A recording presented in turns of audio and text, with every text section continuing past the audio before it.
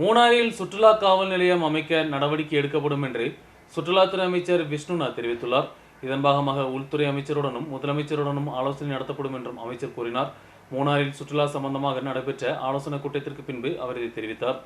சுற்றுலா பயணிகளுக்கு நேராக உள்ள தாக்குதல்கள் அதிகரித்து வருவதை அரசு முக்கியத்துவம் கொடுத்து காண்கிறது. மூணாறில் கூடுதல் பாதுகாப்பு ஏற்படுத்த மாவட்ட எஸ்பி மற்றும் மாவட்ட ஆட்சியர் போன்றவர்களுடன் இணைந்து செயல்பட உள்ளனர். மூணாறில் அமைச்சர் பி.சி. விஷ்ணுநாத் தலைமையில் சுற்றுலாவுடன் தொடர்பு கொண்டு செயல்படுவர்களின் கூட்டம் நடத்தப்பட்டது. மூணாறில் சுற்றுலா கைடுகளுக்கு பயிற்சிகள் வழங்கப்படும். பார்க்கிங் பிரச்சனைகளுக்கு தீர்வு காணப்படும். பல்வேறு அரசு துறைகளின் கைவசமுள்ள பூமி பார்க்கிங்கிற்காக வழங்கப்படும். போக்குவரத்து நெரிசலுக்கு தீர்வு காணப்படும்.